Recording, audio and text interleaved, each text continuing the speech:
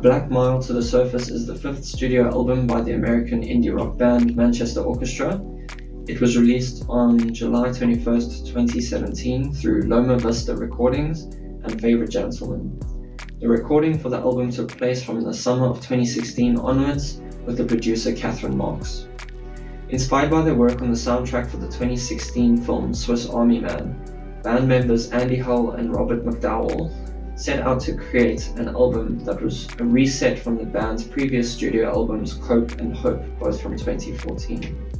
A Black Mile to the Surface is an alternative rock and Americana record, interweaving a concept album set in South Dakota, mining town, with the reflections of Andy Hull's younger daughter. And commercially it performed well, debuting at number 33 on the US Billboard. This is, for me, top 5 albums that I've ever listened to. 100%. Wow. It's really up there for me, so I love this album.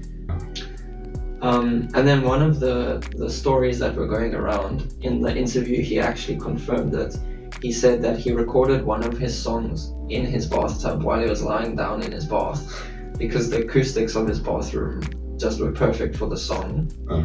But in addition to that, which track was it? He didn't mention which song, so I'm not sure. Which is actually a challenge. We could go and try to figure that out. But he said it gave the best acoustics.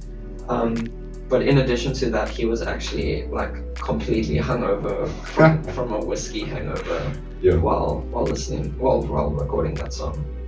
Just a bit of information taken from the web. 2 is the debut full-length studio album by Canadian musician Mac Demarco. It was recorded in June 2012 and released in October of the same year under the Captured Tracks label.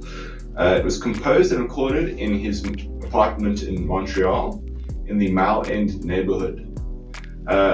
Lyrically, he covers growing up in suburbia, failed love and family secrets, which is most apparent in the song Cooking Up Something Good, which Aidan, I'm sure, will cover in a bit.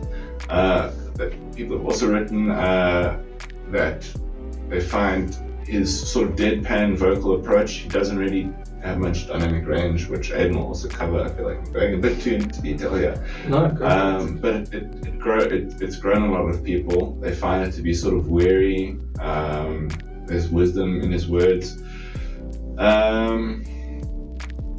So Aidan, I think you can take it away with your review. And it really is glued together nicely. The sound and the vocals and everything is really mixed.